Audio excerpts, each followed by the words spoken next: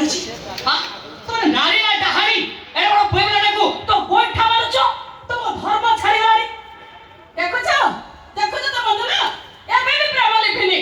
ହଁ କେମିତି ଲିଭିବ ଯାହାହେଲେ ବି ପ୍ରଥମ ପ୍ରେମ ନା ପରି।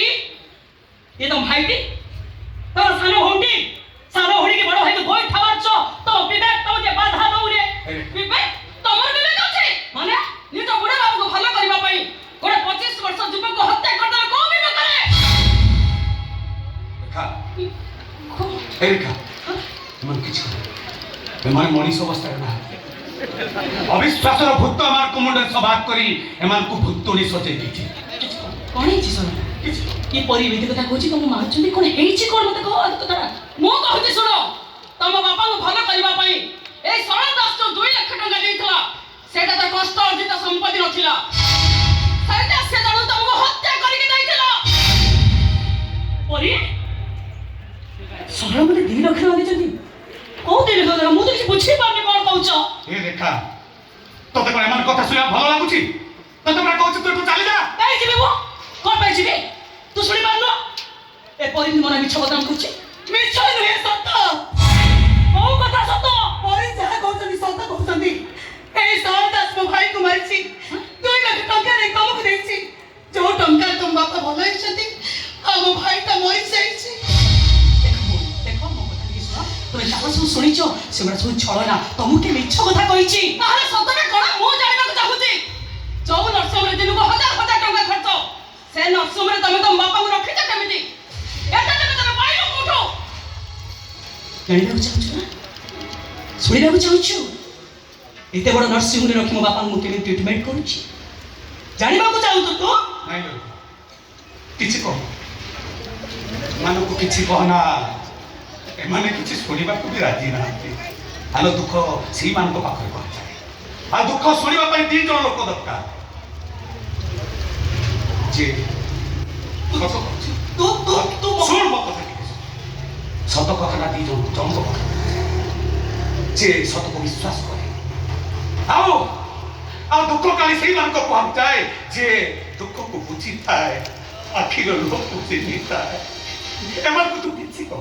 ଦେଖୁଛ ତ ବନ୍ଧୁ ନା କେମିତି ସତ କଥା କହିବାକୁ ରେଖାକୁ ମନେ କରିଦଉଛି। ଦେଖୁଛ ତ ହଁ ସତ କଥା ଧରା ପଡ଼ିଯିବ। ଏ ରେଖା ମ୍ୟାଡାମ ଖୁବ ସୁନ୍ଦରୀ ନା?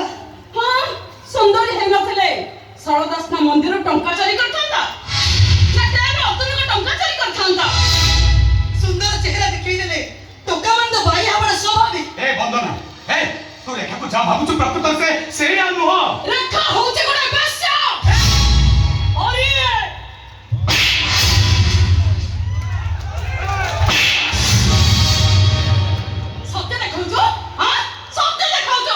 ମୁଁ କଣ ଜାଣିନି ଖରାବେଳେ ଆମର ଦୋକାନ ସେ ଚାକିରି ନିଅ ସଞ୍ଜବେଳେ ନିଛାଟିଆ ମନ୍ଦିର ପାଖ ଫଙ୍କା ଘରେ ଏ ଗୁଣ୍ଡାକୁ କୋଉ ପଡ଼ିକା ଶିଖାଉଥିଲ କଣ ପ୍ରେମ ପଡ଼ିକା? ଶୁଣିଲୁ ଶୁଣିଲୁ ଏତେ କଥା ଶୁଣିବାକୁ ତ ଭଲ ଲାଗୁଛି। ମୁଁ କହୁଛି ତୁ ଏଠୁ ପଳେଇଯା। ସେମାନେ ଯଦି କହି ଖୁସି ହଉଛନ୍ତି ମୁଁ ଦୁଃଖ କରିବି କାହିଁ?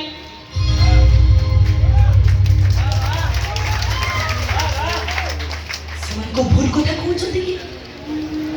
ମୁଁ କୋଉ ଭଲ ଝିଅଟେ ଯେ ମୁଁ କୋଉ ସତୀ ସାବିତ୍ରୀ କି? ଦେଖ ଏଇଟା ବି ଏମାନଙ୍କ ସାଙ୍ଗରେ ମିଶି ପାଗିଳି ହେଇଗଲାଣି। ଜାଣିବାକୁ ଚାହୁଁଛୁ ନା ତୁ ଶୁଣିବାକୁ ଚାହୁଁଛୁ ନା ଏତେ ବଡ଼ ନର୍ସିଂହୋମରେ ରଖି ମୋ ବାପାଙ୍କୁ କେମିତି ଟ୍ରିଟମେଣ୍ଟ କରୁଛି ଦାମିକା ମେଡିସିନ କେମିତି ମୁଁ ଦଉଛି ଜାଣିବାକୁ ଚାହୁଁଛୁ? ତାହେଲେ ଶୁଣ ମୁଁ ସରଳଠୁ ଟଙ୍କା ନେଇନି ପରି ମୋ ବାପାଙ୍କୁ ଭଲ କରିବା ପାଇଁ ସେ ମେଡିକାଲର ମାଲିକକୁ ମୁଁ ଦେହ ବିକ୍ରି କରିଦେଇଛି।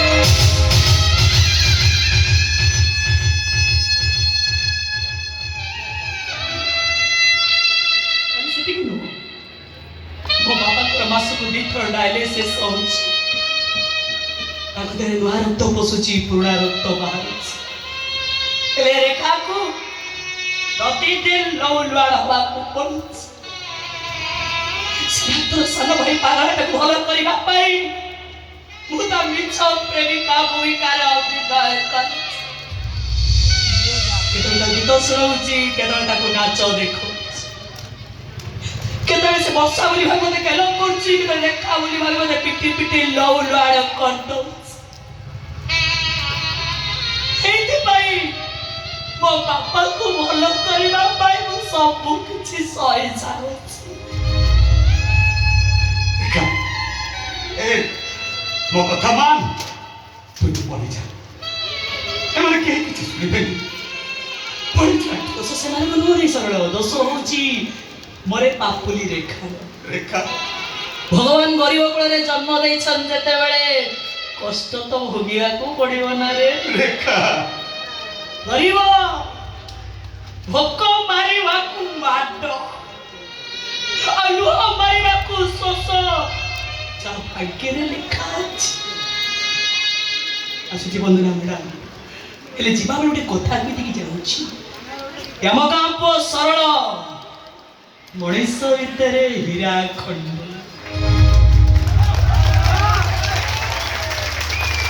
ଦେଲେ ପସ୍ତେଇବ ତମେ,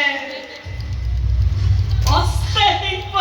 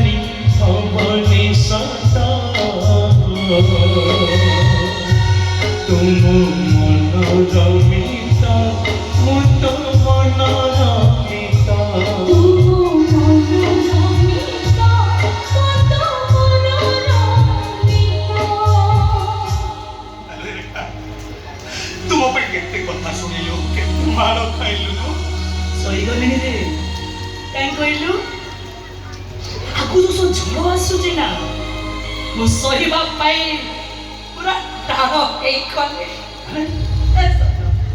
ମତେ ଲାଗୁଛି ମୋ ବାପା ଆଉ ବଞ୍ଚିବେନି, ବଞ୍ଚିବେନି ବାବା।